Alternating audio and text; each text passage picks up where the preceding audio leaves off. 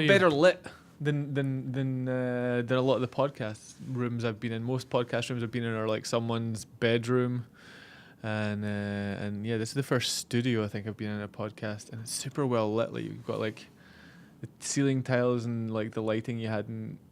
I don't know if like what your school was like, but this is the kind of lighting. Yeah, this is the kind of lighting I had in school actually. Normally when I do some other stuff here, sometimes there's 2 extra lights that I have. When you do some other stuff, like yeah, like there. You put in like red light bulbs. And red light bulbs when I film window. adult films. Nice. I do that. But no, yeah, it's pretty well. I mean, I prefer recording in the day because of the sunlight. I like getting the natural sunlight in. It feels much better. But you're a tough guy to get a hold of. Yeah, well, I guess. I don't. Yeah. What have you been up to? Well, I saw you last night at the show. That was fun. Just to be honest, like I have a day job, and it takes up too much time. It's hard to make enough money to not have a day job, and I'm also really good at my day job, so that kind of like is another reason to.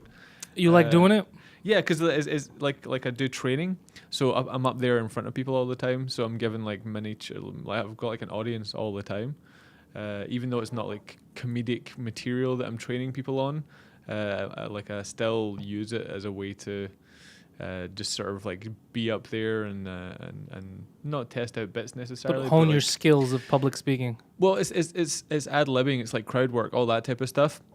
Because you're teaching different things every day, you're dealing with a different group of people sometimes, and then things will come up, and I like to make training sessions funny as possible, just because it makes it easier for everybody else. Everyone else is having fun if they're like not just sitting there being beat to death with information over the head. If you can make it funny and interesting, then they tend to respond better. So I look for ways to do that, and because it's a different group all the time, because it was different material all the time, it helps me like just think up shit on the spot where I try and make it funny, which totally helps when I come to hosting a show, because something random will have happened that I'll be able to kind of call back on from.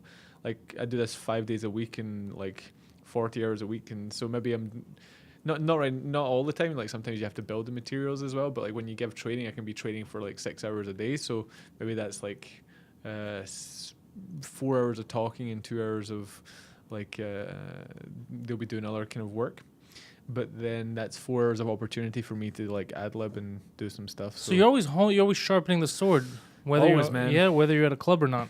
That's like just having the ability to talk to people and have people like they're sitting in a group always, they're looking at me, they're sitting down, I'm standing up, there's all the elements there that are at the club, except I'm not talking about my penis, and there's no microphone, but yeah, like it does actually help with the muscle memory of looking over the room, trying to think of something in the moment that is going to like add a little bit of like levity to the situation, and then you're able to just ramp that up like 100 times when you go into a club.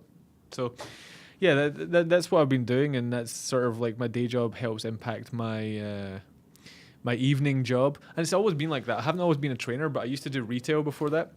So it was retail and then comedy. I remember when you were doing retail in the day and comedy at night. Yeah. So then working in retail is good because you're talking to guests all the time. You're having to sell yourself, and you're sort of like, again, you're just ad-libbing all the time. You're basically making up on the spot, like you're talking bullshit about $400 denims and trying to explain why they're worth it, and you're trying to distract the person by making jokes all the time. At least that's what I was doing. So you could sell? Yeah, well, that's just it. Like I need a job where I have a captive audience. That's my I would think I would still even do it if I was like a teacher and I had kids in front of me. I'd still use that as an opportunity. I'd probably get kicked out for swearing too much. But did you do stand up when you were in Scotland, or it's something you started when you were here?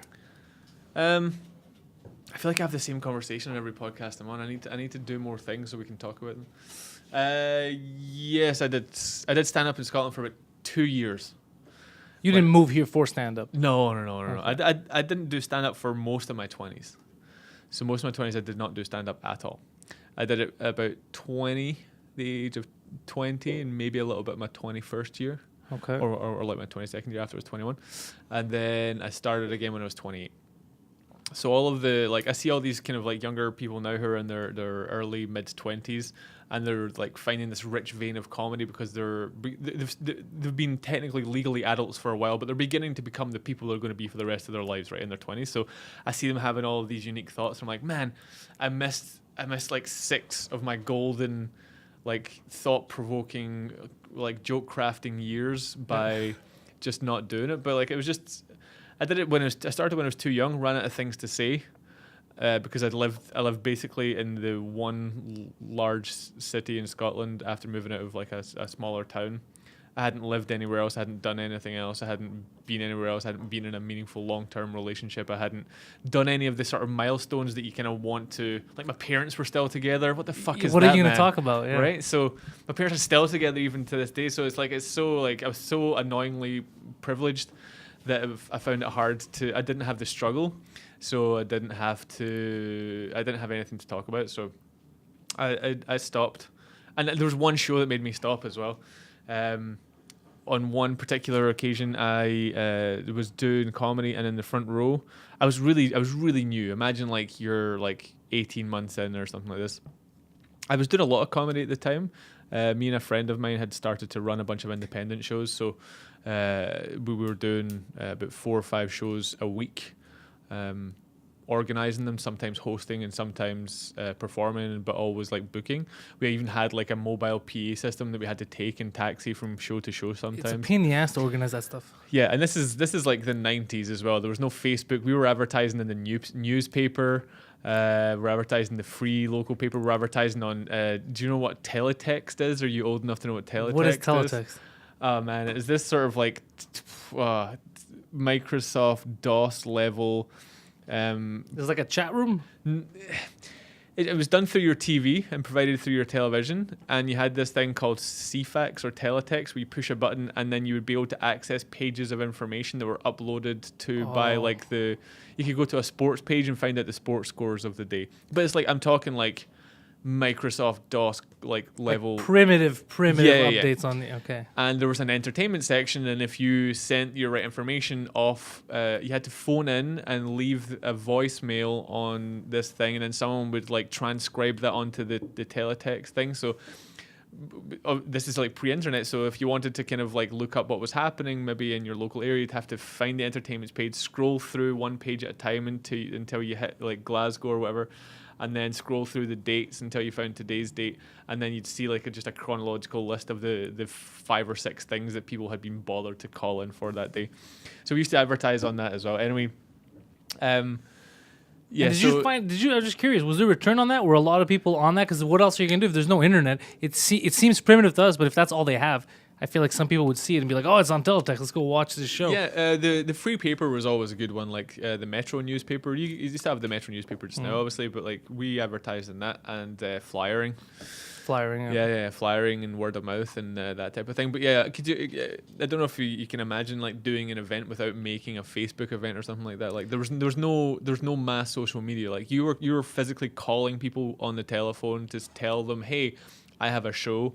If you guys want to come, like going not quite through your Rolodex, but I had an address book, people's numbers and stuff. It was. I can't even imagine right now creating an event, not having social media and expecting people to show up. Yeah. Even with flyers, even I put flyers, there's so much happening. It's like a 1% return rate on flyers, right? Yeah. So you have to hand out so many flyers. We would like walk around the town and put them on people's windshields underneath like one of the windshield wipers. And 1 out of 50 people that wouldn't throw it immediately might look at it. We'd also get people that called and complained, like, you left your fucking flyer on my car and like the dye ran and now I've got a mark in my windshield because it rained all the time in Scotland, right? So like they just get all these wet flyers stuck to people's windshields and it would just be like paper pulp mess all over the place. So that's how we used to advertise. But I did this one show. There was one kind of main comedy club in Glasgow called The Stand. It's still there. I played it like a few years ago. It's awesome. If you ever go to Glasgow, I don't know whoever's listening here. If you ever go to Glasgow, go and check it out. Like I went. The Stand. Yeah, The Stand Comedy Club. It's been there for years. It's like a local like landmark. I went there about 5 years ago. I just kind of after I restarted just to do like a Monday night. open mic, and it's kind of like Absolute in Ottawa, whereby Monday night open mic, 120 people guaranteed. Oh wow! And it's like they are a raucous crowd. Scottish. Yeah, of course. So I was playing this club. I was getting like a few weekend gigs, kind of like when you start breaking into the club here. You know, you would get like 5 minutes at the beginning. Yeah, of a little weekend guest show, spots. but paid. Like I was getting paid for it, so I was doing okay, I guess. And then one night I walked out on stage, and sitting right in the front row was a guy called Irvin Welsh. Now, if you don't know who Irvin Welsh is, he's the guy that wrote the book Trainspotting. Oh, which was then made into a very popular movie. Yeah, and now this is in about the year maybe 1999 or 2000. So Trainspotting was in cinemas like 3 years ago. It was like, and this is, you have to remember, like, it seems weird because it wasn't all that long ago, but it was kind of like a different lifetime ago. Movies weren't coming out all the time. There wasn't like this huge big cycle of movies that were just coming out all the time, and people's attention span was a little bit longer. So 3 years ago in the cinema, people still gave a shit about Trainspotting, because we had this Braveheart and Trainspotting summer, like back to back. Both those movies just put Scotland boom smack in the middle of everybody's. That's true. Yeah, like we got put back in the map, and over this kind of like 12-month span.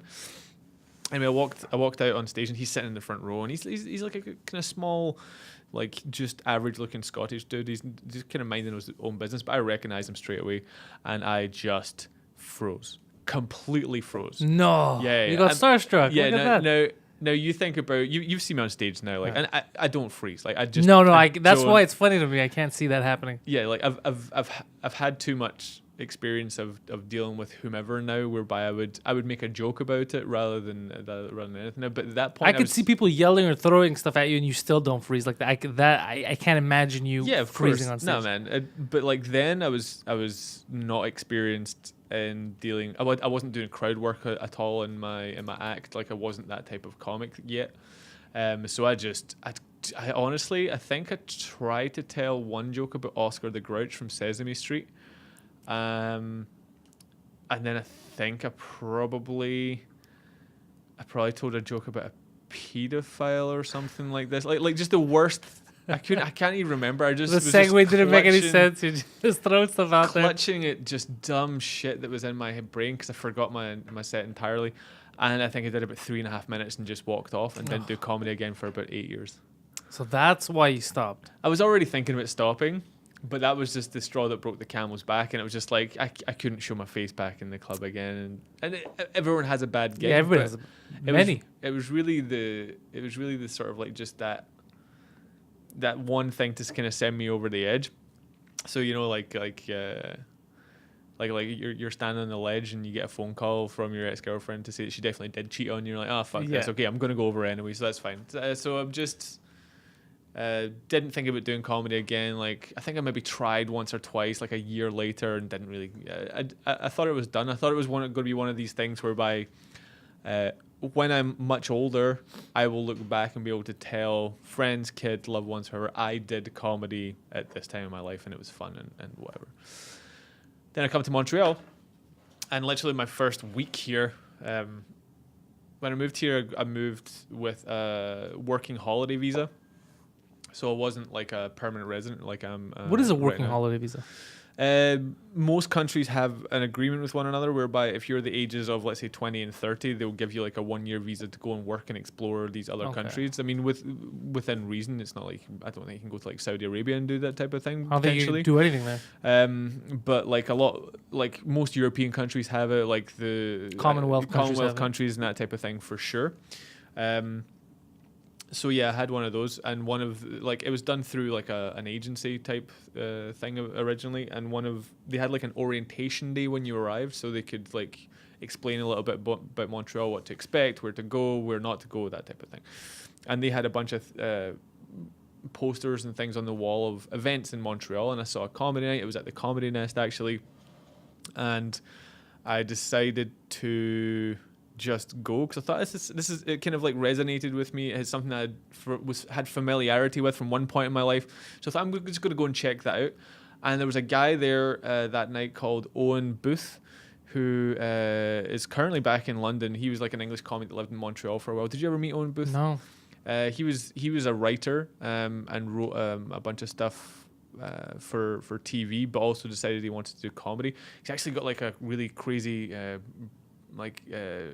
brain disease whereby his pituitary kept on producing a whole bunch of stuff, and his hands and his feet kept on getting bigger, and he had to go to the doctor, and he has like this massive brain operation to go through, I think. And he has like massive hands. Yeah, well, he has much like kind of chubbier, rounded hands than needs to be for a man of his size. He's kind of like a normal sized man with like really weirdly thick fingers and like thick feet.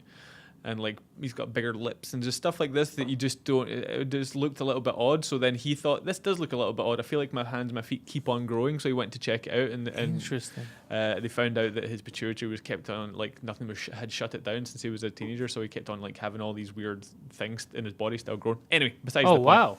Hi, Owen Booth. If you're if hope he's okay though. Yeah, I guess they stopped it, right? They figured out what to do. This is a whole conversation. It's a whole podcast. I'm so curious now. You should talk to him about his. Yeah, I want to. I'm so curious. The last I heard that they were he had like a whole bunch of massive like brain scans and stuff, and there was only one thing that they could try and do, and it was like super dangerous. It had gone too far to this point, and I haven't heard what was the outcome of that. I mean, I know he's still with us, but that's good. Yeah, so I met him. Mm-hmm. And being from the UK, we kind of bonded, even though he's English and I'm Scottish. God damn it. We managed to sort of like hit it off, and like just I was looking for new friends because I moved here and only really knew my fiance at that time, and I met her friends, but they were all kind of French. I wanted some of my own friends and English people. So then he took me to a couple more comedy shows, and we went to Too Much. So I don't know if you ever remember. I don't know if you probably weren't doing comedy back then, but there was a night when I moved here called Too Much, and it was George Braithwaite. I know him. In his apartment was hosted a weekly loft show. Okay. Bring your own booze, weed friendly, every Friday night. So not like every month like you see the ones now that are popping up everywhere. Every Friday night, people would pile into this apartment, and consistent. They'd do a comedy show, and it was like packed every week. Interesting. And Morgan O'Shea was the host, and every time you went, there was like always Chris Doggo was there every single week, Bruno Lee was there every single week, Paul Bley was there, but then you would see your David Pride's, Mike Patterson's, like I saw everybody at this cool like art loft show. Not art loft show, but like an arty loft, because the guy was an artist. The guy that lived in there was an artist, so there was like pictures everywhere. Paintings. Yeah. So it was like an art gallery that also had a comedy show in it. So Owen took me there, and I just kind of got the bug again. I just kind of like I saw people up on stage like open micers be like, "That's not very good. That's the same joke. There's 5 people in a row have just told the same joke, different words. I could tell jokes again." And sure enough, like 3 weeks later, I went to Dollarama and bought myself a little fake moleskin notebook, bunch of pens, sitting in there because I had no job or anything at this point. I didn't know French. So I had loads of time in my hands, so I'm just wandering around the parks of Montreal and like springtime and observing. Yeah, just getting my bearings in my new environment, and like all of this. The fact that I was 28 now and I was just about to get married. I'd already lived in a few places all over the UK. I'd had a bunch of different jobs. So when I started to write jokes again, I'm like, fuck, this is so much easier than when I was 19. Because the things that I'm talking about are resonating with younger people, but also people in that sort of like 35, 40 era. They making life decisions, changing stuff. Exactly. Yeah. So it's a little bit more relatable across the board, and I was able to make some of that type of stuff. I was still 28 and a little bit dumb, so I was still writing some jokes about like superheroes and Spider-Man and shit like that. But like I was also writing jokes about getting married and that type of stuff. So yeah, that's if that was the first question, this is going to be a long podcast. What was that, about fucking 20 minutes it took me to good. It was question? Yeah, but it was good though, because there's a lot I didn't know. And I also always assumed that you'd end up in Toronto. I thought you'd get fed up with the French and leave there. Well, I speak French now. Well, I used to speak better French. No, like I made the decision not to go. Why don't you go? Toronto? Yeah. Honestly, I don't care enough to go down there. Like, I don't like the people talk about the scene there and all that. Yeah. I mean, I have what I need here now. Yeah. We'll see what happens the next year. But there's nothing for me there right now. Yeah. I don't act. Well, I mean, I figured that was the same for me. I went and I've told that story a couple of times, but like I went and tried it. Like I gave up my job and I gave up my apartment, and I went there only for a few weeks just to kind of scout out the city and be like, okay. Obviously, I knew a whole bunch of people that had moved there. I was like, I'm gonna go check it out, see what's what, and then I've got no commitments left in Montreal. I'm gonna go. But then when I was there, I sat and had a conversation with another comedian, Ali Hassan, who you probably know. Yeah. And then he was just in town a couple of weeks ago, actually. And he said to me virtually what you just said about yourself. He's just like, what do you have in Montreal? And I listed all the things, the gigs that I was doing and the projects that I'd been working on. Like I had my Zoo Fest kind of show running every year and all these types of things that I was kind of like committed to and happy doing. He's like, yeah, none of that exists here. Like it exists, but not for you. There you go. Yeah. He's like, maybe you in 5 years or maybe you in 3 years if you like work really hard and network, but like none of the rest of it. Plus, you're going to be like, where do you live and who do you live with? And I told him I used to live on my own. And he's like, how much is your rent? I'm like, my rent was about like $675. Not in Toronto, it isn't. It's just like, that's your transport budget in Toronto is like $600 a month. I'm like, come on.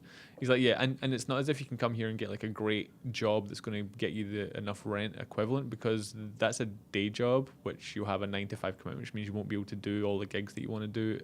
And like, you can't go to Kingston, you can't go here. Exactly. And that's what keeps me in Montreal just now, is like I've always had a fucking day job. But he just painted this picture of Toronto to be like everyone else paints it as the carrot, and he painted it as the stick. Do you know what I mean? Interesting. Like he peeled it. Like is when people go to Vegas and they have the Vegas experience. If they stay drunk the whole time, they have a great Vegas experience. If they sober up for just a second and they see everything and like see how grimy and tacky and cheap everything is, it was kind of like that. He pulled the veil off of like what this Toronto experience for a comic was going to be. The facade. Yeah. And just let me see the dirty kind of insides of it. And I was just like, yeah, no thanks. No. It's like if someone explained to you what's in a chicken nugget and then you won't give eat a bunch of chicken nuggets, you're just like, nah, I'm not. I mean, I don't eat meat anyway, but like, do you know what I mean? Like, so he gave me the packaging of the hot dog and then put the hot dog in front of me and said, do you want to eat it? And I was like, nah. So I stayed in Montreal. Best decision I ever made so far. Not because it's super advanced my comedy career, not at all. But in terms of how happy I am and what I'm able to do with the rest of my life, and I'm still able to do enough in comedy. Like you say, I have enough here. Like I do the shows I want to do. Well, you also here. You're a staple here. Here we know, like on the scene, you're part of the Montreal scene. Yeah, you're part of the fucking scenery here. You know, whereas in Toronto, I'm a nobody. Yeah, well, it's the same thing with me, right? When I noticed it was way before people started moving to Toronto. I noticed it the first time I went to Los Angeles. The desperation. I was telling people this. Yeah. The one way I could describe it in the comical, except for the guys that knew what they were doing and they were there with an idea. But a lot of the open micers, I could feel the desperation. And also you feel it in Hollywood when you're in around there, you're going to restaurants, you're seeing people. And I was with a buddy of mine, and I even asked, I go, watch this. I go, I guarantee you the waitress is either trying to be a musician or an actress. She came by, she started and go, hey, let me ask you, what do you really do apart from being a waitress? Like, oh, I'm an actress. And I go, do you see, it's everywhere.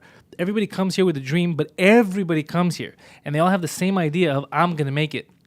You could be the most talented person, right? But then there might also be another 8 really talented people that came with you, or another 100 or 1,000, depending on the city. So when I was there and I saw the desperation, I saw people not really doing much because they're scrambling. They're in their hometown. They don't know the same people. They got to start from the bottom. And I was like, you know what? I don't think going somewhere without having something set up for you is worth it. Yeah. If there's something lined up, a writing gig, then it makes sense to go. You're making money. But if you're going to go and start fresh, when you're coming from a scene that already loves you, like you have work, you have something to do, I find it a little crazy. Yeah, I mean, there's some people that can make it work just because they're the super talented people that are going to make it work anywhere, or they're like, there's some people that just have the hustle. Do you know what I mean? They're willing to sacrifice everything to go and pursue that dream. And I think if you watch like interviews with people, like a lot of like people who have really succeeded in whatever they do, they're those people. Like they're the ones who are just like, got told no 100 times, and that would put off 99.9% of the people. And they didn't care that they got told no 100, 200 times. They just kept on plugging away until that one time they got that one break. And because they were just so used to hustling, they just need that crack. They just need a tiny little bit of ray of sunlight in the darkness, and then they're gonna burst through whatever tiny hole that they have. But then there's the people that are, I'll put myself in this category. I don't know what about you, but there's the people that are, like you say, they have it quite good where they are. And it's like, maybe if I was 10 years younger, maybe if I hadn't missed that big chunk of my 20s, and I was like 26 as opposed to 36, I'd be happy to kind of be like, you know what, I don't mind living with 3 other guys in a shoebox apartment, like taking turns to empty out the rat traps and talking about how like shittier open mic was while smoking one Marlboro Light between 4 people because that's all we can afford that day. That might be okay. That could have been okay 10 years ago, not now. I've worked too hard to... Like, I like eating sushi on a Tuesday night if that's what I want to do. I like going to the cinema when there's a movie out that I want to see at the cinema and not having to wait for the cheapy Tuesdays. I like going on like a fucking Sunday matinee and being like, I can afford $13 for a movie. And the picture that I was painted of when I went to Toronto was, there's money here, but you have to dedicate yourself to that. There's no money in comedy, and if you want to get good, you have to dedicate yourself to that. So it's like you said, if you don't have something set up where you have a regular gig where you're going to be earning money that allows you to do what you want to do, it's like, what am I getting out of that? I'm not going to be able to do as much comedy because I want to have a life that supports the other things that I like to do, aka going to a restaurant or like buying the NBA package and watching that on TV every year. Like all these things you have to give up just to potentially make it. And then the truth of the matter is, I'm just not good enough. Well, no, I wouldn't say that, because I've seen people who have quote unquote made it, even in that city now, who fucking wouldn't be able to match up at an open mic with you and a couple of other guys in the scene here. So it's not true. But a lot of it is luck. Hustle. A lot of it, but look, there's hustle. Look, I have hustle, and you do have hustle. I don't know why you act like you don't have hustle. I've seen you do 12-hour shifts and then go to do 2 sets. You know what I mean?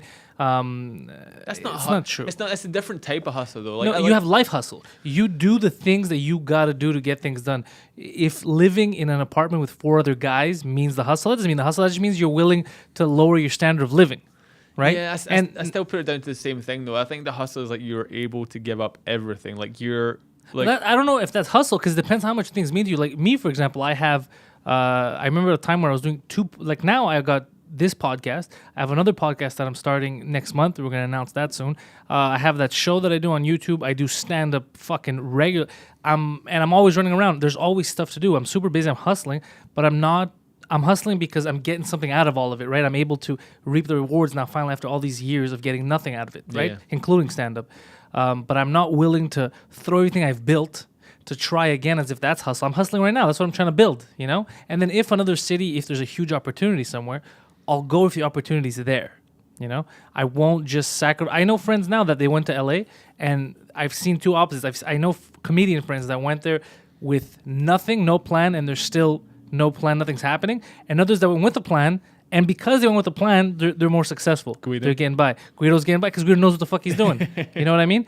But if you go with no plan and you're just hoping, there's too many people out there in any city. Guido's too charming to not succeed. Yeah, he's a fucking son of a bitch, that guy. But also he was thinking about it. He was like, I'm gonna do this, I'm gonna do that. He can act too. He's got a different skill set. So he's one of those guys that went down there with a plan, and he's living. You know. But I know a lot of people that I've met there too that I still keep in contact with, that they're American. They've never been to Canada. They're Idaho or whatever, Chicago, and they went down there.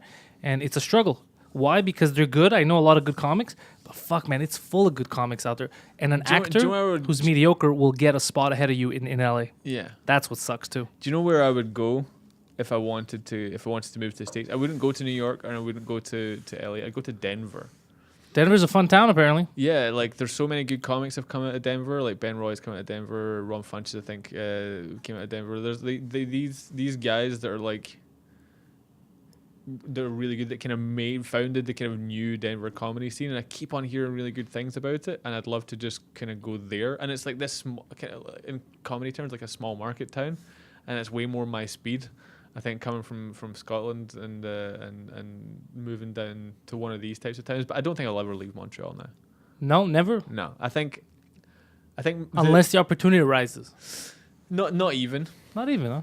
I think my comedic goal keep like the kind of like goals keep on shifting, and if you'd asked me like last year, my goals were to try and get this podcast idea off the ground in conjunction with one of the clubs here in town, and it hasn't worked. Not to say that it got shot down, but just there's a piece missing at the moment.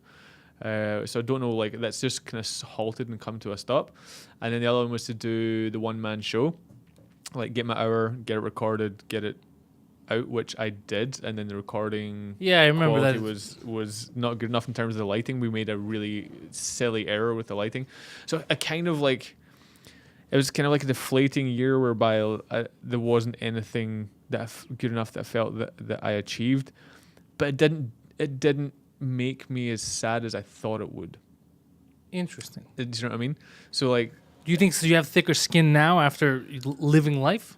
Well, it's more because I know that I'm not trying to chase an unachievable thing that's so far off in the distance that I can't touch it.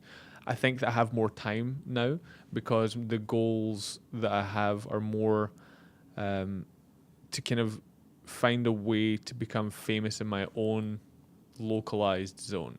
When I say famous, I just mean like you said earlier, like be a staple. Yeah. I want to be a staple for a long time. Right. So I want to kind of find a way where I have longevity within just Montreal. So getting more involved in community things and like I'll revisit probably a podcast idea or like maybe even radio. I'm not quite sure. Something like that whereby I'm able to connect with people a little bit more, but focus it much more in Montreal and not have like these lofty goals of everyone that has a TV set or like an iPhone needs to have my name on there somewhere. Yeah, I don't give a shit about that. Fuck that as a goal.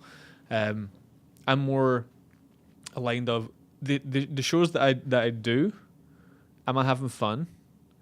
Ideally, am I getting paid? And are the people that I'm working with the people I want to work with? Well, I think yesterday at least I could guess and say that you're yes on all those. I know you got paid. I know we had a lot of fun. Yeah, and it was a good time. I did 2 shows at the Nest this weekend. One was Arthur Simeon was in town, and I just did a couple of guest spots just to kind of record them for a festival audition thing.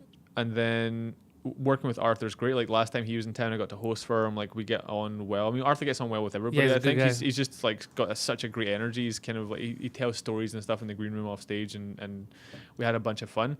And he was there with Wasim, another fun guy who obviously I really enjoy working with.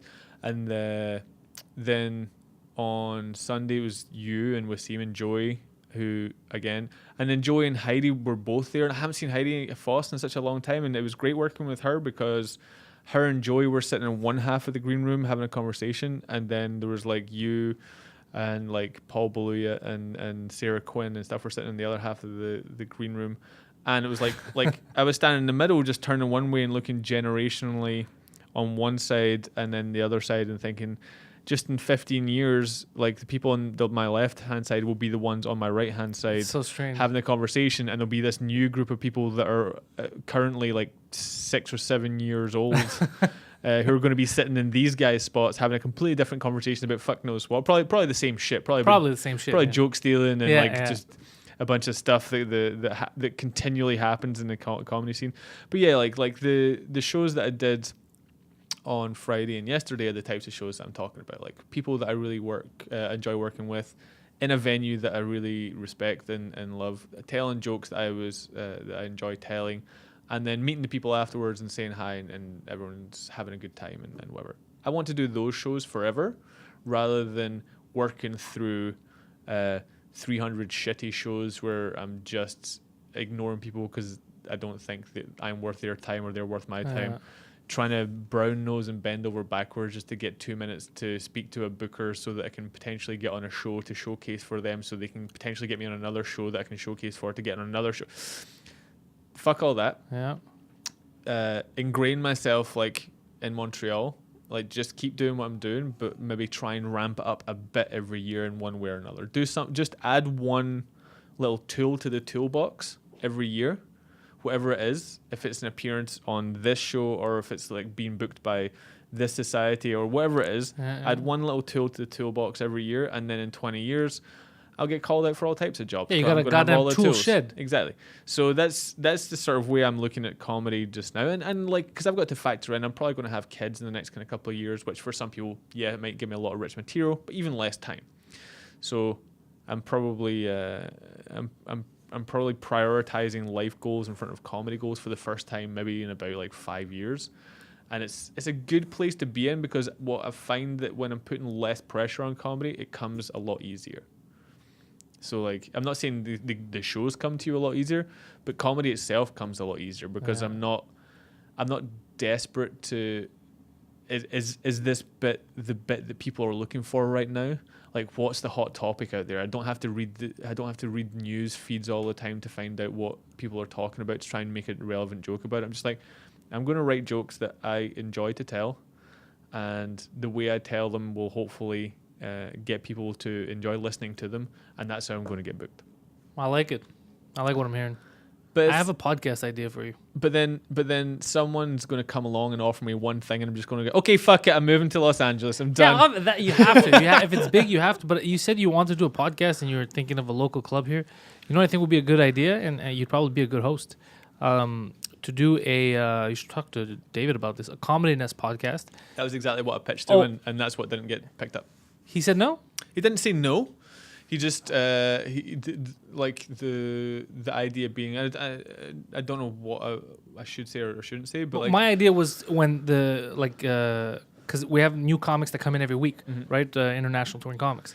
So get the ones that want to be on. Yeah. And have a podcast with them. So that was the exact pitch, and we actually recorded a couple of pilot episodes. Myself and my friend Scott, we recorded a couple of pilots, and even just. It's a very basic idea, and like the Comedy Nest weren't 100% against it. It's just that they have worked really hard on making their club like one of the top clubs in our country and probably North America. Yeah. Because they've been very focused on, because they're both very good businessmen outside of the comedy world. So because they have a sort of idea of what they want their brand to be, there's like hesitation when their brand is attached to something else? I wouldn't say hesitation necessarily. There's very little time for them to focus enough energy to make it exactly how they want it to be. True. And if they can't make it exactly how they want it to be, they'd rather just not have it in their business at the moment. I could see that. So, and it's really smart. I mean, they've already gone through more renovations this year, and they're always tweaking the club a little bit. So even then, like I think they've been in charge for about 6 years now. 6 years later, the club isn't finished. Do you know what I mean? So 6 years later, the club looks completely different. Yeah, but even then, they just added a new section at the back. The VIP. But this is just it. So like they have enough energy to focus on what happens on a nightly basis in that club, which is why the club is so great. But things outside, and I'm not sort of saying it won't ever happen. It might happen. And if it doesn't happen with me, I think it's a good idea. Like you, I think it should happen, period, because I think there's not a lot of clubs in Canada potentially, especially not in Montreal. They get those names. They get those names, exactly. They have a really consistently high turnover of world-class comics that come in all the time, and who wouldn't love to hear from these people, especially when Just for Laughs is here as well. So there's the opportunity of doing Just for Laughs editions of the podcast when you get even bigger kind of names that come in. A lot of them are doing shows at the Comedy Nest to warm up for other kind of galas and stuff. So then you can have these other bigger names, which then launch the brand itself through the fans of the comedians to be able to maybe open other venues. Obviously, they tried a venue in Mississauga. Anyway. Yeah, I remember, and they would have continued. He told me in the Mississauga. Same thing. You know what's funny about what you just said? You clearly understand them and how they think of business. Because I remember David was telling me that because it took so long and they built the brand, they're very careful with it's not like willy-nilly, all right, let's just open a club here. Like they're very careful because the name has weight now. Yeah. The name means something. When you hear Comedy Nest, you're like, oh, Comedy Nest, yeah, it's a premier club. They don't want to make a mistake and then they get associated with something garbage and they bring the stock down. Because right now, I don't think anybody does. Anybody does. But I mean, the Comedy Nest built, I mean, if you think of where they are now and what the communist was when I started, I still, to me, it had a big name, but not the way it is now. Now you see it, it's like the marquee. You know what I mean? Yeah, and I mean, I think one day the brand will kind of eventually grow and evolve into something a bit bigger, and maybe at that point they can reevaluate things. But I mean, the fact they're going about it slowly and deliberately is like, you're kind of happy to, like, I'm happy to wait. Yeah. And like I said, even if it's not me, as long as it happens, but whoever it is gonna get the opportunity to do that podcast well, rather than just something half-assed because they think it's a good idea and they kind of throw an idea out there. So should be good either way. I'm actually I'm really interested to. They're doing like a VR event. I think Rodney Ramsey's doing Rodney, VR. yeah. The GTA. Yeah. So I saw the flyers for that this weekend. I think that's an awesome idea and something. He's like, Rodney's always been on top of this VR stuff for Have years. you seen his Facebook posts where he's in the VR? Yeah. But like even I remember like 3, maybe even more than 3 years ago, he was doing those live comedy shows where he would record it on one of those sort of like 3D 360 cameras. 360 cameras, and you'd be able to kind of like sit in the audience, and that was like 3 or 4 years ago, and that technology is still ahead of its time almost just now. People still aren't doing it. So I really, like, if I was to make a bet, I'd say Rodney is probably onto something quite big with what he does. He is. And I think that he's going to be a name potentially through the Comedy Nest if they're the ones that help him sort of like find his niche to promote that. But I think he's going to be someone who a lot of people are going to get to know. I feel the same way. And I remember talking with him. We were having lunch a couple of years ago in the Old Port, and he kept pushing, the 360.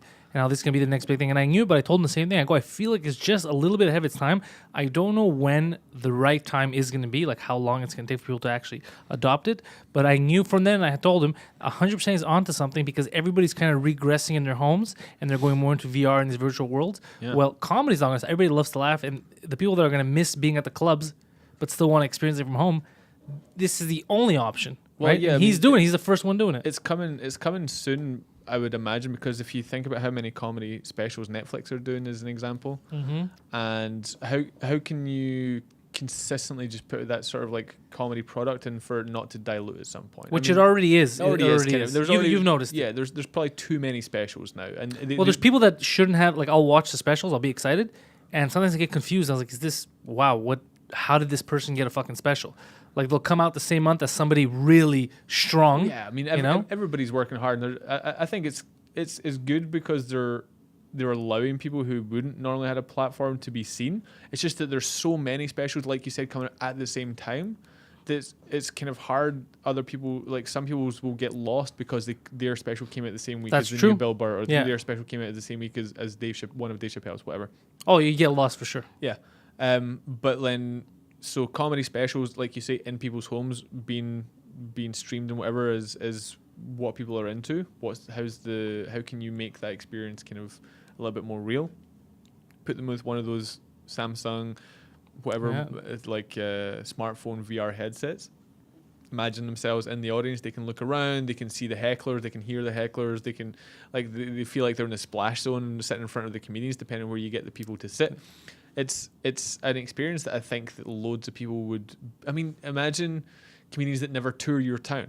Yeah, you live in small town buttfuck nowhere, and you have one theatre, and all you have is a community theatre group from 2 towns over that come and do like Fiddler on the Roof every 6 fucking years, and then you can sit in your home with your smartphone and a headset on and look around, and you're like in a 5,000 seater theatre, or like a big ballroom, or whatever it is, and it feels like the comedian that you've been watching on YouTube or like whatever is 10 feet in front of you. That is going to be something awesome, and I really hope he does well with that, because he's been really he's that tenacious. That for a while. But these are the types of things whereby like this is the hustle that I'm talking about. Like, Rodney's got hustle for that type of thing. I mean, and his comedy, but like he's seen something that he knows he's good at, and he's gone to pursue it. So I need to find out what my VR thing is. And I always thought it was hosting and talking to people, but there's not really much of a market for that because everybody's like it's not like a super in demand skill to just be affable. Isn't it though? In very small periods of time in very small rooms, then yeah. So yeah, my I need to find someone who has an idea like that and become their best friend and just piggyback off them. I need to be like Steve Jobs' best friend, you know. Oh, there we go. Yeah. Or like he could be the Wozniak, you could be the face, you could be the Jobs. He knows what he's doing technically. Which one's still alive? Wozniak. Yeah, I'll take that one. Yeah, take that one. Yeah. Take that one. But for you know what I was just thinking of right now? So recording and being in that VR experience is one thing. You know what else I think they're going to do? Is probably get old tapes, get all the vault footage of, like, let's say Richard Pryor specials. Holograms? Not even, because you normally tape different angles. So you have a camera that's always on the crowd, right? So you could cut to them. So imagine now they would take it, they can with the technology they have now, splice it so you're VR in those old specials. You're in there, and you turn around, you can see them laughing. It'll be a really interesting, it's like you're going back in time. It'll be really interesting. You think they dress up a bunch of actors to play the people and they do like a fake... Oh, that would be even crazier. Audience. That would be weird, but there's something to it. Just seeing those guys, the guys that we're never gonna get a chance to see, they're either dead or they're way past their prime. They're not touring, and actually be there.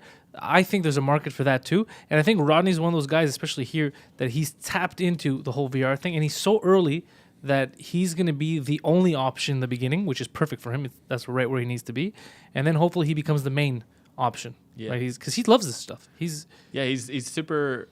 Like all the stuff he does online where he's like his little avatar and shit like that. Like he's even got his poster. And he's holding it in the... I was watching. It's like, how the fuck does that even work? Like I can't... My mind is... I'm so dumb when it comes to technology. Like I've always got at least an iPhone that's 2 or 3 behind the current iPhone.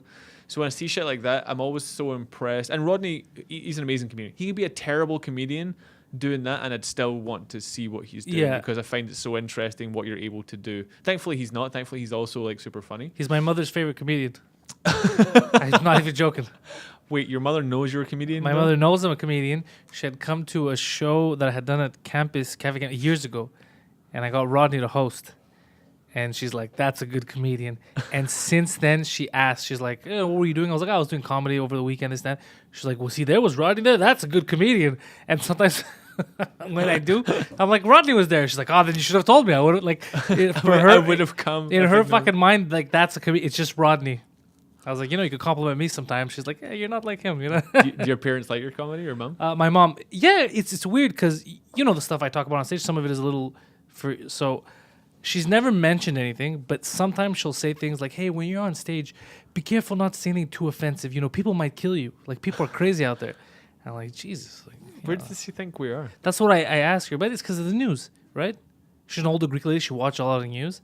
So she sees the extremes. That's all they show in the news. There's a stabbing here. There's this. There's extremism. So in her head, you could offend somebody and they'll shoot you. That's what she thinks. Yeah, but Parkex, Montreal is not exactly a hotbed of dangerous assault crime or... Well, it used to be. No, and it's not even in Park X because I know everybody here. It's she's worried about the clubs. She thinks one day I'm going to say something, somebody's going to snap and come after me. But I don't attack the crowd. I'll say things that might get a gasp from some people, like, oh, did he? But it's never personal. Dude, you're like 6'2", and you're like one. They also second guess. Yeah, you're like a big guy. No one's coming at you. I'm not worried. But I've never said, me, I don't attack people. I'll say some things that sometimes people will get upset about or they'll gasp, but it's never personal. I never attack somebody unless a heckler and something happened, but I don't attack people. So you're not going to do the roast battle show? Maybe other comedians, that could be fun because I grew up just roasting people, right? That's how we grew up here. The worst things that somebody could say to me have already been said to me. So I wouldn't mind a roast battle. If you got matched with me in a roast battle, it would be so much fun. What's the first thing you're going for? You see what the problem is with that? That's where I think I might get beat. Because yesterday I was helping in the comics. I was writing some stuff. I was telling them to some burns. And I'm comfortable because it wasn't me, this and that. But I think if it's my friend and I have to roast him, that might be how I lose. But your friend's the best because they're the ones you know the most about. But because it's in public, if it's private, I could rip them. Because in public, I'd feel like, oh, no, I can't put that out there. Then other people might use it against them. So that might be my Achilles heel. They might line me up with the wrong person, and I won't want to go full force. See, this is what's funny about roast battles that aren't that aren't like the kind of professional ones. Like the professional roast battles that we see, like Jeff Ross and all these type of people run. These guys are celebrities, right? So their lives are out there in public. Everyone has seen them on their shitty movies that they've done, or they've seen them on TMZ with the coke up their nose, or whatever it is that they've done. So you can put on a roast battle of like famous people, famous comedians, and you can televise that, and it's fun. And they bring it to Just for Laughs, and the people that are like diehard like comedy fans, even if it's a lesser known comedian, they know enough about it. They'll come and see that comic. They'll maybe the comic maybe has a podcast, whatever it is. Then. So what's been happening recently, and it's not the first time it's happened. What we've seen, there used to be about 5 years ago there was a Montreal versus Ottawa comics roast battle competition, and the like Ottawa comics, I think, or was it Toronto comics? They came back like twice and stuff, and they held it at Catacombs. I was part of the first one. Was it fun? Yeah, it was super fun. But then I went to someone else's roast. There was a series of roasts that got held at the Wiggle Room. Okay. There was a series of roasts that got held, just like one-offs. And these were events that the public were coming to. And the roasting comedians in Montreal that have been doing comedy for like 2 years or 3 years. Oh, that you're just basically roasting a civilian. Yeah, right. That's just it. You're just roasting a person. Another. I heard your mom died, Steve. Like, what are you gonna tell him? But so the audience are kind of sitting there with this kind of like, oh, yeah, I'm sure they did take drugs at the Christmas party last year. I don't understand what's happening. Who are these people? We don't know. No. So you have to kind of go physical. Yeah, like, you look at them and then attack their appearance. Yeah. I don't care about that. I think it's funnier if you know. That's what I'm saying is if you know something. But in our case, say if you know something about me, then it must be public. Like in the scene, people will know and you can make fun of that. Yeah. But if it's a guy 2 years in and you actually hit something, you're just talking about a citizen. Like you're talking about his wife's drug addiction or something. Something that isn't really public, you know? Jesus, so, you go really hard. So far, your two attacks have been someone's parents dying and his wife's drug addiction. It would be deep. But that's the thing. I can't do that. I can't do that to people. Like let's say if it was me and you, I wouldn't even want to research because I'm like I can't do that and then bring that shit to light. Of course you can, man. I can't. Like, so it's super not easy in that. No. I could do it only to people who, if it was I was doing with somebody who has some fame, yeah. But the fucking people who then other people are gonna see you in the street and they're gonna know, like, hey, I heard you sucked a dick for a banana that time, like something random. They don't need to know about that shit. These aren't roasts. Have you watched a roast battle? This is not how you roast someone. This is you doing an expose. This is you ruining people's lives. Like, do a roast battle. You talk about the fact I look like a fucking hipster. No, that's too easy. That's too easy. You gotta go deep. You gotta cut deep. Jesus if I'm going Christ, in, I'm going in. I don't want to be matched with you. Did you hear about? Did you hear Pantelis hired a private detective so he could get some material for his roast battle against Darren? He committed suicide. I've got my mum messaging me going, who's this Pantelis I've been getting messages from asking about for childhood photos and if you've got your criminal record. Oh, did you did the same thing I did, right? You went to that poetry the story slam, and you also roasted, right? Well, I think I went to like the third one or something as a judge, and I didn't know. Same. Like, I didn't roast particularly, but I thought it was supposed to be comedy stories. And the guy who produces it is a comedian. He's only ever really produced comedy shows, to my knowledge. Same, To that point, there's other comedians on the stage with a microphone in their hand saying stuff, and some of it's funny. So I've not been expressly told this is a storytelling show and not a comedy show, even though it's called Story Slam. Comedy shows have weird names all the time.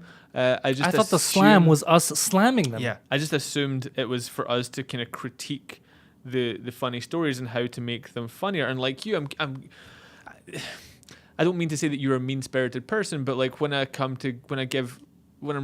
I was also brought up in an environment where like you just give people shit. It's communication, right? Yeah. Like I remember I took my girlfriend home, not the girl I'm seeing now, but like an ex-girlfriend. I took her home to Scotland about 3 years ago, and she spent about a day and a half with just me and my parents in our family home. That's all, just the three of us and her and my girlfriend. And like we were walking, me and her had left my parents and we're walking away to go to the shops or something. And she turns to me and she says, "Can I ask you something?" I'm like, "What?" She's like, "Why are you always so mean to each other?" I'm like, what are you talking about? I don't understand. I love my parents and they love me. Like it's, but what I hadn't realized is that to the untrained ear, people talking to each other in Scotland is just what I assume maybe what Greeks talk to each other. Like everyone's just an asshole and everyone's just a dick. Like, well, that's how it is here. That's people think about Poseidon. They go, how are you letting him? They tell Poseidon, how are you letting Pantelis be so mean to you? And he's like, what are you talking about? You should hear. Poseidon would lie down in traffic for you. He's that type of friend. But it's also just the way we treat each other, and we won't do that to people we don't like. That's what they don't understand. We won't waste time. If I don't like somebody, I won't waste time, and I just won't give them time of day at all. But when it's somebody you care about, you can make him cry with the stuff you want to say. It's a weird dynamic. So the slam. I want to hear about your. I went into the story slam with that kind of like mindset whereby I'm gonna be giving a critique, but I'm also kind of going to be a bit of a dick about it because that's. I thought that was the game. Yeah, that's A, my personality, and B, how I know how to be funny, which sounds a little bit mean, or like uneventful. But then, so yeah, I wasn't told off because I didn't think I went too hard. But like, I think one time in between some acts, I went to the bathroom, and then the producer Alon, he's just like, yeah, you don't have to be mean. You can just talk about their stories and just give them some good. Yeah, that's what he said. Constructive positive feedback. He told me. He told me. I think he told me constructive feedback, and I was like, oh shit. Nah. I'm like, that's a good note, but no, I'm just going to do the thing that I came to do. And then, and it was fine, but then I heard from other people, like a couple of days later, that the feedback was, oh yeah, Darren was too mean. And I wasn't even. You were holding back. Oh, I held back a lot I too. hadn't even turned the faucet on. You know, the faucet was dripping with just the type of feedback that was given. There wasn't even because they give you a lot of fodder. Most of the guys he puts on there, like they give you some fodder. Yeah, if this was a show to rip them apart a little bit, it would be very easy. So yeah, I think maybe there was an element of marketing in there where it's maybe not explained well enough to the people that are going in what the expectation is, or we're just assholes, or we're just assholes. That's just, or maybe we're compartmentalizing, like maybe deep down we know, maybe deep down, but we don't care. We're like, fuck this. Deep down we're just like, he wants me to give good feedback, but it's not about what he wants. Just somewhere it's dark corner of our brain. That's what's happening. Like not purposefully going. The comedian takes over. Yeah, I'm never gonna forget that image of him because this girl said like a 12-minute story, and my first thing that came out of my mouth was a roast, and then just a reaction from everybody, and I look over and I'm like, Alon, I'm supposed to roast these bitches, right? And he's like, it's not a roast, positive. I'm like, okay, but I have one more good line. The comedian, I can't have one more good zinger, you know? And he's just staring. He's like, fuck, man, I told this guy it's a storytelling slam, but I thought that's what it was. You tell stories and then I slam you. And it was completely off, but it was just his face. This is not a roast. Not a roast. Do you find that hard? Like, so coming from, I'm gonna make a little bit of leap of logic and say that the type of communications you had with your friends growing up was similar to the communications I had with my friends growing up, and that being it's sort of everyone just took their turn at jibing at someone else. It's like whenever you spoke, it's like you pointed out the fault of the person that last fucked up. Yeah, 100%. Yeah. So, do you find, especially now, especially when every word that people say is more heavily criticized, more heavily viewed, do you find that hard to hold in and turn off, or is it kind of like died down a little bit now because it's been so long that I find it hard. And it's the first time in my life, especially my first time in comedy, where I second guess things before I say them. I'm like, I could be taken this way, and before I didn't do that. Before I would just there was no filter. And now there's a bit of a filter, but it's society's put it there. It's just because I know people are gonna misunderstand what I'm trying to say and how I'm trying to say it. Yeah. So I want to avoid the drama that's associated with it. Because it still happens to me now. Where on Twitter, even comedians locally, I'll post something on Twitter, and they'll dissect it and they'll put their own meaning into it, what they think it means, and then they'll just go at it. It sounds like art. It sounds like what? It sounds like art. Like art? Like that's what I'm doing? Well, I mean, if you go to an art gallery, you stand there and you put your own. Yeah, but that's people. They're just projecting. Yeah. So and I get confused because I'm like, well, creating art on Twitter. You know. Well, here's the thing: if you're a civilian and you don't know me, we're both civilians. You don't know me. Okay, so and you just read something. If you know that you don't know me, you're not in the comedy. Also, you don't have the mind of a comedian. And you see something written, you just take what's written, or you understand the way you want. I kind of accept that. Because you have no context, really. You know, you're reading words and you're interpreting. Now, if you know me, like let's say right now I go on Twitter. This is just a rough example. It's not the same thing, but I'm like, you know, that crazy Scottish guy, Darren Henwood. You're not gonna be like, what the fuck? He thinks I'm crazy? Do you know what I mean? You're not gonna take it that way because that's insane, right? But when people do, and comedians do sometimes in this scene, they'll write to me. It just shocks. I'm like, how are you a comic? How is this possible? There's no way you can interpret it this way. You're purposely trying to make it something it's not, right? And then it's just like, fuck, is everybody like this? If comedians are acting like this, right? Which I would think they were the last bastion, like the last group of people that would be that way. Then what hope is there for regular people that don't perform on stage, that don't say controversial things regularly in public? What hope is there of any of them catching on and you know, normalizing just expression without it being an attack on someone? Because you could express yourself without wanting to. I could hate Donald Trump and not like Hillary Clinton. You know, like in fact, I don't like either of them, right? But every time I shit on one, they have their turns. People tell me how, so you like the other one. Like I'll shit on Trump, like, you're a Hillary guy. I'm like, no, I hate that woman. Then I'll talk about Hillary. It's like, you're alt-right, you like Trump. It's like, it doesn't have to be that way. I could hate everybody. I don't have to be in one of these groups, you know? I had a weird conversation. Not a weird conversation. I had a conversation with someone recently about how there's always a them and there's always an us, right? In every walk of life, you can go anywhere. There's always a them. It doesn't matter how good you have it. There's always a them and there's always an us because people want to belong to something. But they want to be individualized as well. And like I watched this TED talk from some professor who was explaining how human beings are the only people that want to belong to a collective while being individuals at the same time, which is like such a dichotomy. It's like, double think or something. It's diametrically opposed thoughts that belong inside the same sort of. So we're constantly fighting with ourselves for what we want to be able to do and what we will allow other people to do. So, I find it kind of like I like going on to Facebook and social media and Twitter and stuff and reading the arguments that people get into, and never sort of like getting involved in them because it just reminds me of how. I don't want to say the word ridiculous because I don't want to undermine the people that are going through genuine struggles and are finding ways to express themselves. No, not just express themselves, but change people's opinion about things that really matter, right? Okay. So, for example, my I don't know if this is going to go. I have a family member, a close family member who's a homosexual person, and they were a homosexual person in a slightly different time than now. So they're a little bit older in their lives, and they fought through a lot of different things. But they were married to they had a straight marriage. Obviously, first. That was a tough time. You can't really come out. Yeah, they had a straight marriage first, and they had children in the straight marriage and all that type of thing. And then they only came out kind of later in life. But when they came out, they made a very big push to get involved in social issues and social struggles and that type of thing. So I had my eyes open to that way before social media kind of existed. Okay. So I understand that there's people that have the need to change people's viewpoints as to how they treat certain groups of people. But there's other people who are now using that to just have their own voice heard about nothing.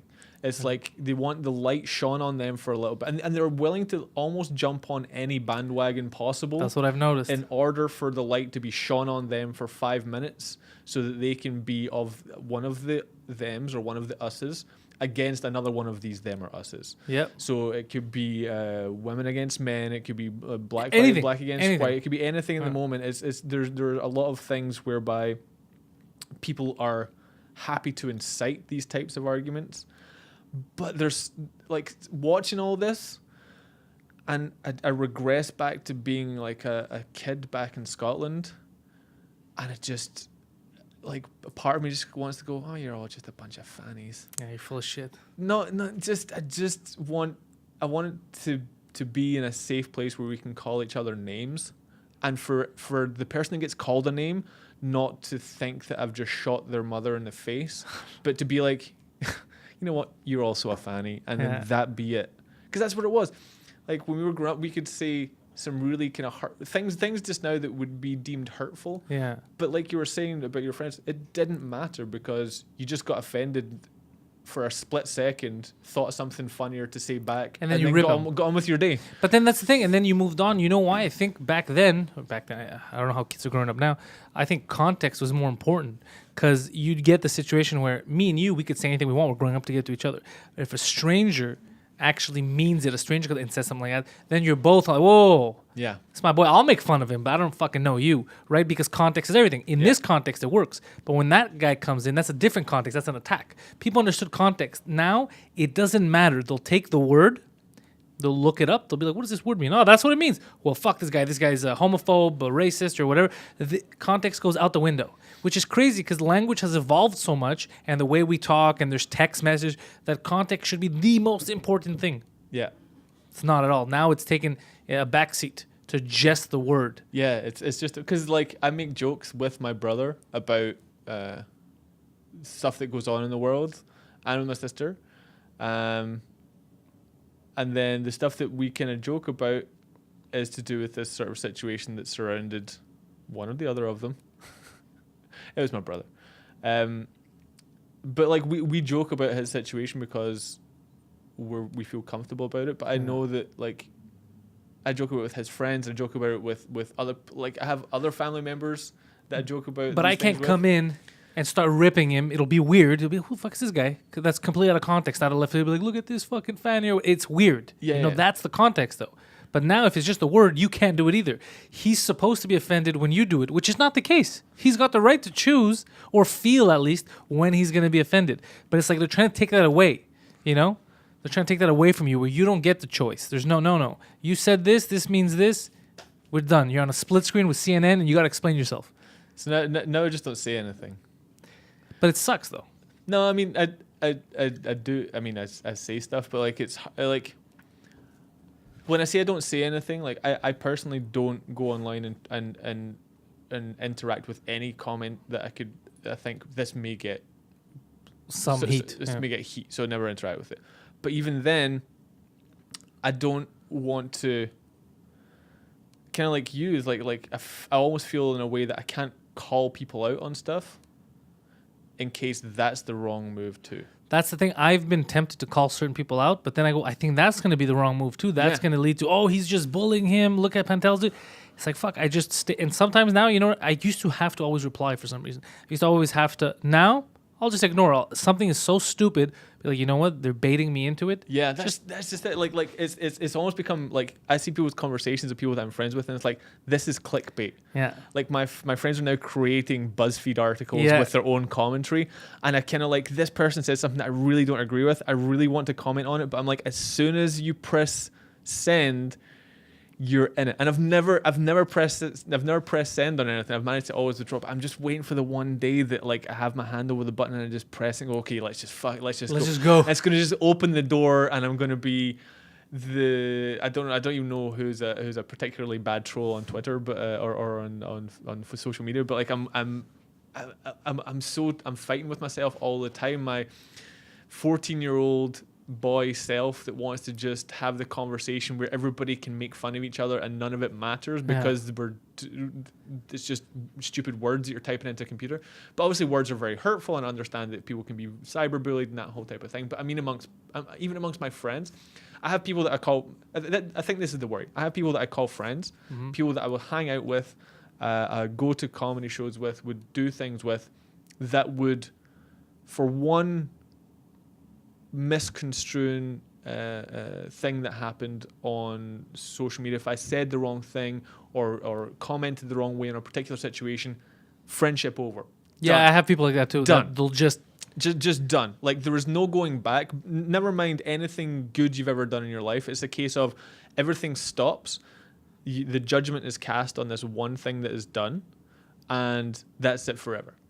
That's the way I feel, that like this is such a knife edge that you can't comment, or you're running the risk of a subsect of the people that you would call friends turning their backs on you after being in a situation where like I've been forgiven for a bunch of dumb shit that you've done, because everyone realizes that they're going to have their own turn to do some dumb shit. And they'll need forgiving at some point because that's just the way that people are. Nobody's perfect.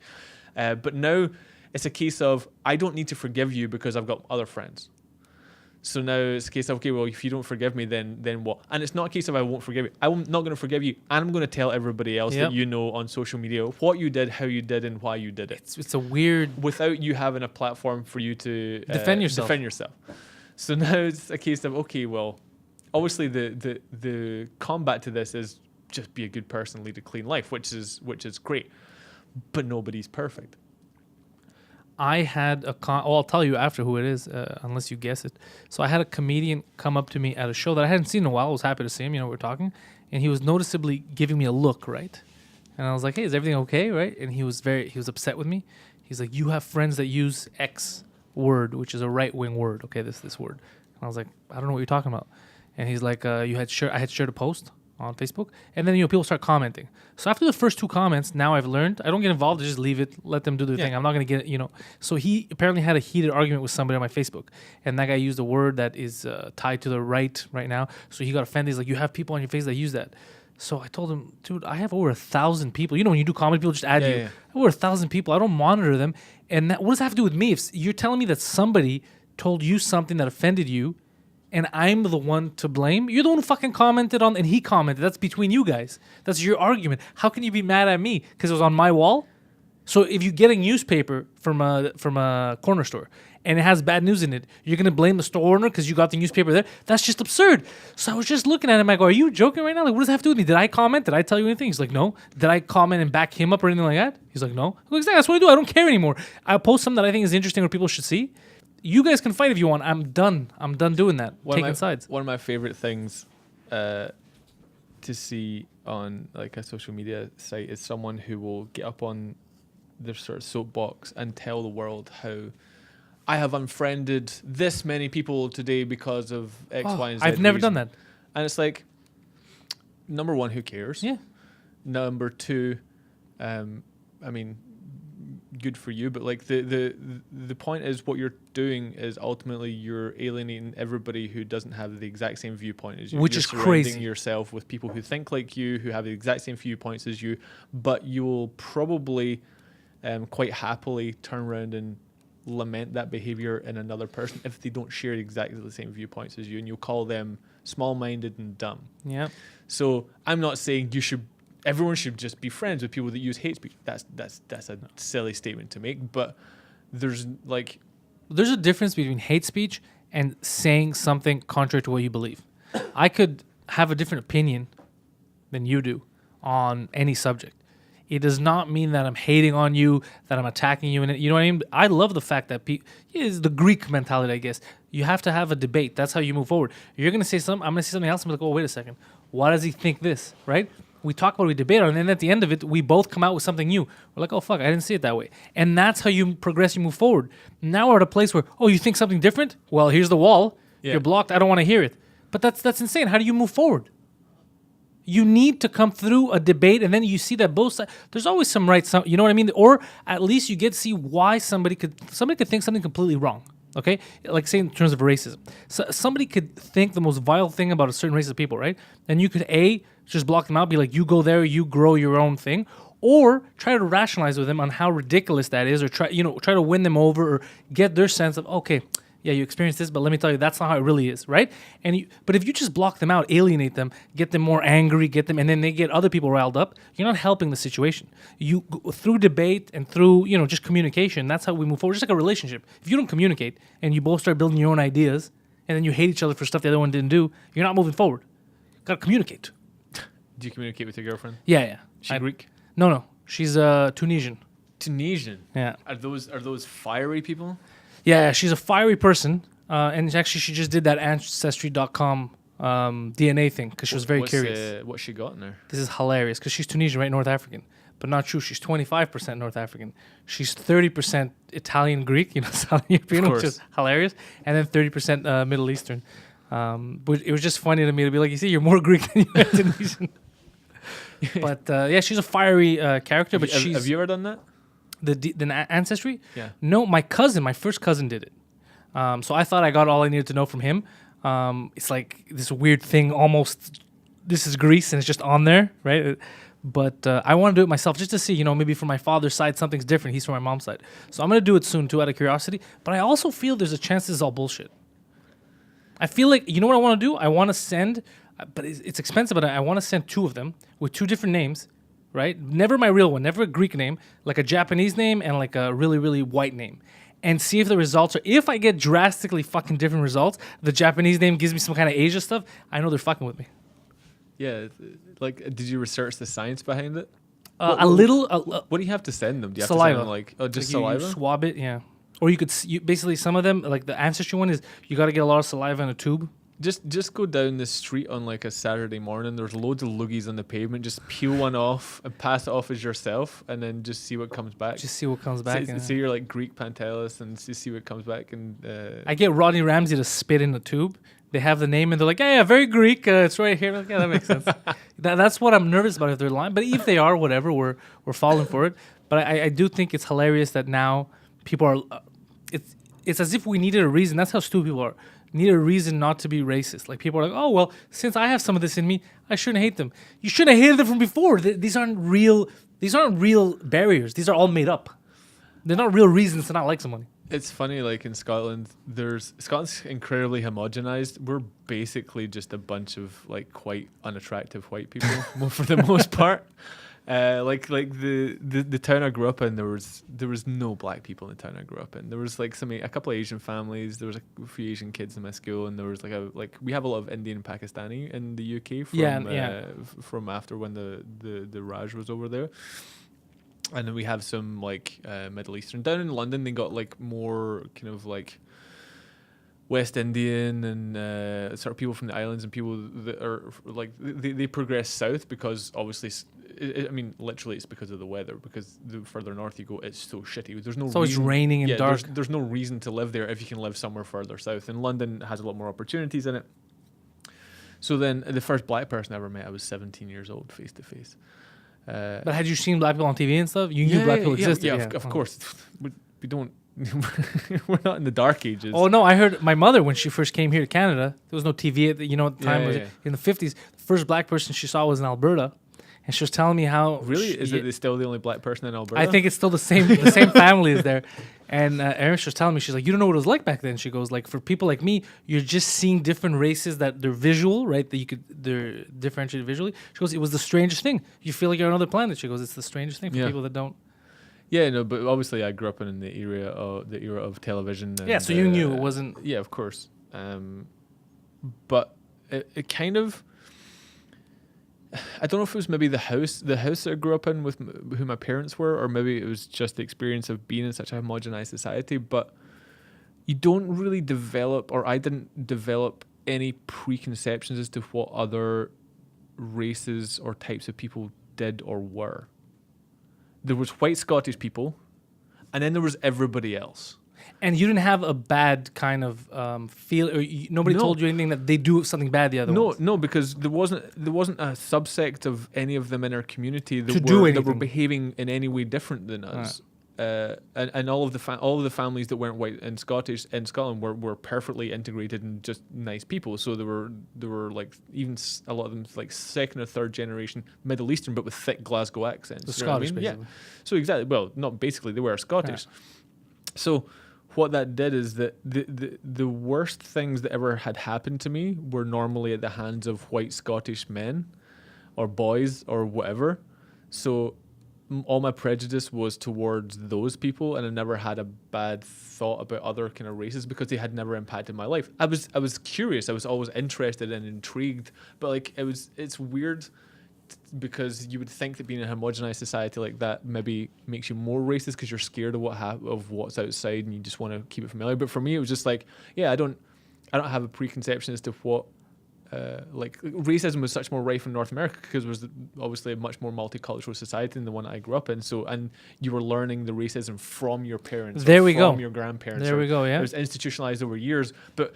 In Scotland, all my grandparents were white and all their friends were white and Scottish people. So we just didn't know how to hate on other people because there was no other people to hate on. But that's how you know that even the reasons that racists give now are bullshit, right? Because if you take people who don't have these preconceived notions, it's not a natural thing because they say, kids. Oh, it's natural to be... Look at... I use my nephews as an example. I remember when my nephews first came here, they came from Greece and they were old, they were 5, 6.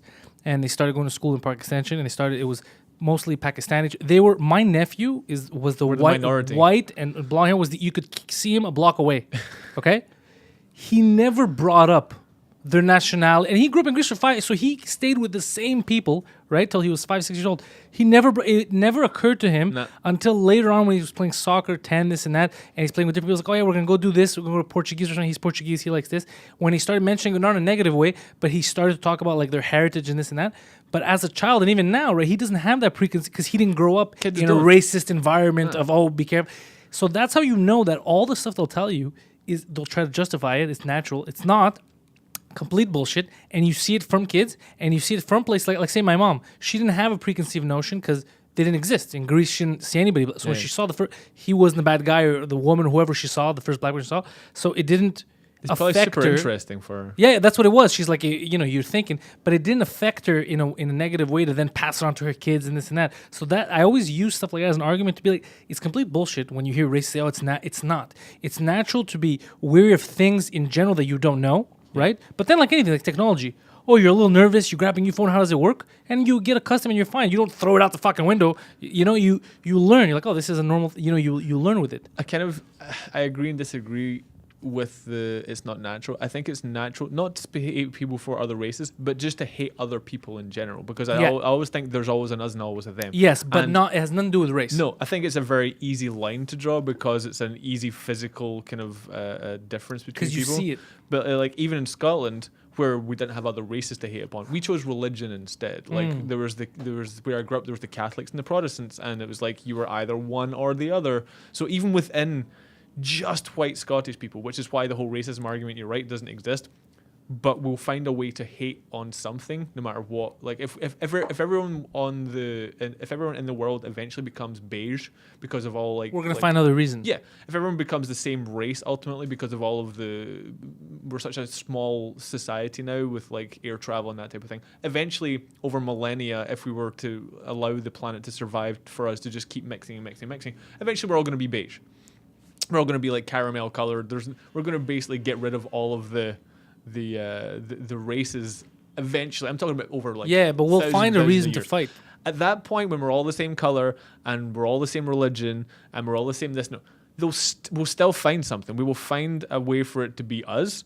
Oh, are you from that side of the water? Oh, you're from north of the river? Yeah, we're south of the river people. Fuck you guys. Fucking Northie. Yeah, fucking Northies. Well, Greece, we went through hell after the Second World War, during the Second World War, right, because the Germans. But right after, when we had our Civil War, I think the Civil War, we did worse to each other than the Germans did to us, and the Germans did terrible things to us. And brother versus brother, cousin versus, because of communism, and it did worse. So imagine, you got together, you fought the common enemy, which was the Nazis at the time, and then when they're done, you're like, you know what? Fuck this guy, commie bastard, and then you did even worse. That's why it's like you said, you'll find a reason to fight. People will try to oversimplify it, like because it's now in the media a lot, and they'll put racism and that. But none of it they're not real reasons to fight. Even your political beliefs, like I said, go back to the old ancient Greek ways, debate it, argue about it, and then go have a fucking coffee about it. You shouldn't kill somebody over a difference of opinion. Is that what they're doing back in ancient Greece? They're going for an espresso after the... In ancient Greece, what they would do, that's why they had so much free time, because they would have slaves, right? So, but the slaves had nothing to do with race. The slaves were just like, oh, you're not from Athens, bro. Let's do this work. So they would have more time to sit around and debate, and they would argue and they would debate. And then just to be clear, these are the times that you want to go back to. That's what you just quoted a second ago. Of course, but without the slaves. They didn't all have slaves. But, it was different times back then. But it wasn't slaves like America. It was so city-states would fight, and then they would take people, be like, now you're a slave. And I think it sounds exactly like America. It sounds they were chaining people up and making them work for no money. That's what slavery is. I think one of the things they didn't have was the right to vote, but they weren't like there was a lot of slaves that would work, women that would be at the house and stuff, but they'd be part of like the family. They would do stuff around the house. They weren't like in a shed. Were they there against their will? They're slaves. Yeah, you can say part of the family and all that stuff. If they're there against their will, getting no money. Back then, you knew your role. All right, when you were conquered, and you stay. Yeah, I think they were there against their will. There's no way. Who the fuck stays a slave if you could leave? A couple of people actually. I was listening to a podcast about Harriet Tubman, and her was it her father? I think got emancipation. He got freedom, and he said, "Fuck, I'm staying," because his wife didn't.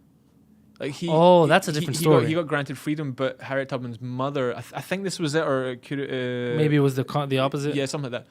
But one of them was granted freedom and the other one wasn't, so he chose to stay because it's either I can be free and apart from. Oh, that makes sense ones. to me. Then that's a different story because you'd make a lot of sacrifice for the people you love. Yeah, you're willing to take a lot, right? Yeah. So that's a different story. But I'm saying if they both had their papers and they're not going to be like, you know what, fuck it, we're going to stay on this farm. They're going to be like, we're out of here. Yeah. Fuck that. You can tell me what to do. Get out of here. Pay me. Yeah. So in Scotland, in Glasgow in particular, we've managed to take hatred to we're very creative. Interesting levels. Yeah, very creative in that. So we have the Protestants and the Catholics, and each one of them have been assigned a soccer team, a football team. Okay. So in Glasgow, there are two football teams. There's the Glasgow Rangers, they're the Protestant team, and then there's the Glasgow Celtic, they are the Catholic team. So we've already got sports in there. Now, because of Protestants and Catholicism, each one of them have aligned with different parts of Ireland, because of the Republic of Ireland being predominantly Catholic, and then in Northern Ireland, the loyalist part are being predominantly kind of like loyal to the Queen, henceforth Protestant. So we have Irish war graffiti on loads of walls in different places, or like IRA graffiti and Ulster Freedom Fighter IRL and so there's all these, like, there's Irish graffiti mixed in with emblems of soccer teams that is designed to show hatred for another group of white Scottish people who live 2 blocks away. It's fucked up. Yeah, we're super creative, and what I really like about it was, do you know who Frankie Boyle is? What I like about it, yeah, of course. So Frankie Boyle had this one line, and I'll remember this line till I die. I think it's the one. If you're from Glasgow in particular, it just really kind of hits home. I grew up slightly outside Glasgow, but like I lived in Glasgow for a long time. And it was just after the 7/7 attacks. So you had 9/11 in the States. Yeah, I remember, yeah. And then, so 7th of July. The London. Yeah, you had the London bombings. But around the same time, they had tried to coordinate a whole bunch of attacks around the UK at the same time. So what happened in Scotland was Al Qaeda had like this cell of Al Qaeda. Apparently, Al Qaeda. Paraphrasing the news. Yeah. I'm going to the news story, and I'm going to assume that it wasn't just a bunch of randoms acting on their own and just trying to take advantage of a situation. It could very well have been. But what they had done, and what Al Qaeda took credit for, was they got a Land Rover, filled it with gas canisters, and then one of the guys drove it towards basically the front door of Glasgow Airport, set it on fire. And so it could blow up. Yeah, so basically it would blow up inside the airport. That was That's fucked. Yeah, that was the plan. Not realizing that gas canisters are specifically designed to not blow up. Like they're created in a way whereby if they're in a fire, they don't blow up because they're gas canisters. Yeah. If you put them in a combustible, easy to destroy thing, they'd be blown up all over the place. That's what I would think. Yeah. Yeah. So they purposely build them in these like vacuum sealed, really thick, heat resistant canisters. So anyway, so basically what ended up happening, the guy that was driving the Land Rover went, basically hit the stanchion of the door, didn't even break through the door. The guy fell out of the Land Rover. He's on fire because the rest of the car's on fire. And then some Scottish guy went up and punched him in the face. That's the most Scottish thing I've ever heard. So that's what happened. And then the line that Frankie Boyle had was, I have no idea what Al Qaeda are thinking about bringing religious hatred to Scotland. They don't even have a football team. That's amazing. So, yeah, this is sort of like, this is the us and them that I grew up with. It wasn't ever tied to race. It wasn't ever tied to anything else. It was a case of, if you happen to worship Christ in a slightly different way than we worship Christ, not even a different God, same God, different way, same God. But you guys do it this way, and we do it like this. It's like crazy. It's even basis of like a joke. It's like, oh yeah, but women, they do it this way. Men do it this way. Let's go. You write with your left hand. Yeah. Oh. All right, you fucking alien. Right? Yeah. But that's what it would be like. We would if that's what it took for it to create us and them. It'd be like, fucking lefties. Go over to left hand side of town, you bunch of lefties. Yeah. So, I don't like. Just sort of like tying everything together, like I find it increasingly difficult to even engage in dialogue at the moment, just because even if I had the right opinion, someone would in my head, it had the right opinion. Because it's an opinion, it's subjective, which means someone can find fault in it. Of course. Yep. And there are so few ultimate truths out there to kind of talk about. So this is what I do on stage now. This is the way I write jokes. Is I tell stories about me. Because who's gonna come at you for that? Yeah. I don't have a viewpoint on the news. I don't look at current events anymore. Like I went through a phase of trying to sort of like write jokes here and there about that, especially if I was like hosting more regularly. I'd try and like thread in, what happened today and what happened yesterday. And it's too much of a minefield, whereby I'd rather tell people what I ate for lunch.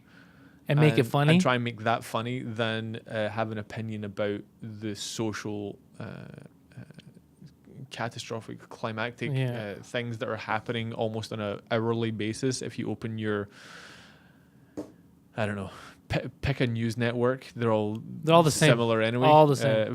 For one side or another. Yeah. So yeah, it's... so if I do a podcast, it has to be something that's very like even this just now. I think in the pilot episodes of the podcast that we tried to make, similar topics came up. It's interesting. Yeah. It's interesting that this stuff comes up. Well, I feel like on a positive note, at least to end this on a positive note, we've given very many examples of why we're stupid as people and we'll let anything separate us. So don't. That's my message to people, is don't let the dumb things block you off other humans. Yeah. Don't sweat the small stuff. Yeah, and we got bigger problems like that alien invasion that's coming soon. Oh, could you imagine? That's the one thing. Like, it's the one thing that's going to unite us. Well, they say that they were planning on faking an invasion so that people could come together, which is kind of smart in one way. But then imagine finding out that it's bullshit. But then that would unite us against everything. Whoever did it. Yeah, us and them. Yeah. Us and them. Again, that's what I'm saying. Yeah. Where are you going to be next, by the way? Where I want you to plug. What are you up to? So I've got, I think the next couple of shows, I've got our fundraiser type shows. With Franco? No. There's one for an education fund for high school. Okay, that's important. I can't even remember what the name of the high school is. I put out a whole bunch of publications around my work about it today, and all I have on my brain is Rangers and Celtic graffiti. That's funny. That I had when I saw when I was growing up.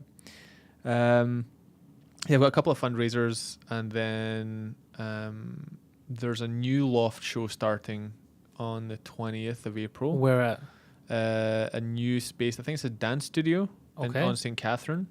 So it's on St. Catherine? Yeah, it's the inaugural show on April 20th, and it was Nick. I'm going to butcher his last name, but like Krywicki.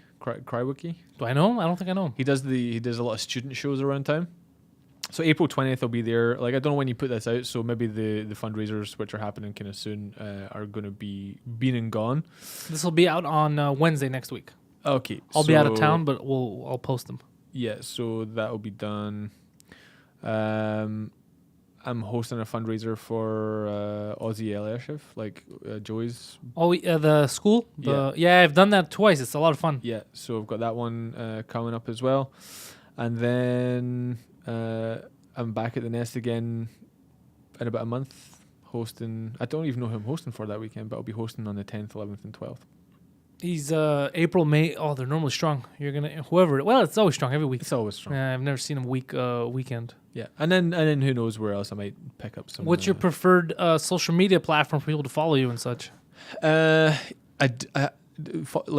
the thing that I write the most things on, people can find out about my shows, definitely on Facebook. I do have a Twitter handle that I do. I retweet a lot of things.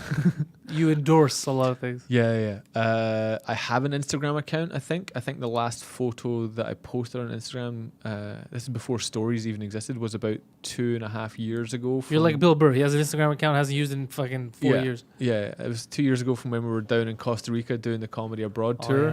Because those are like, some of the sunsets there are pretty spectacular. So it was kind of nice to make people feel shit because it was during winter time in Quebec. So yeah, definitely Facebook. You can find me on Instagram, but please don't. It's not worth your while. And then also Twitter. And my address is 111 P.O. Box. Yeah. Darren, thanks for coming on. Thanks. This was a laugh a minute, by the way. What a comedy podcast is it? Yeah, I don't know if it's a comedy podcast. It's just I just like to interview people that I find interesting. That's it. That's all I tell people.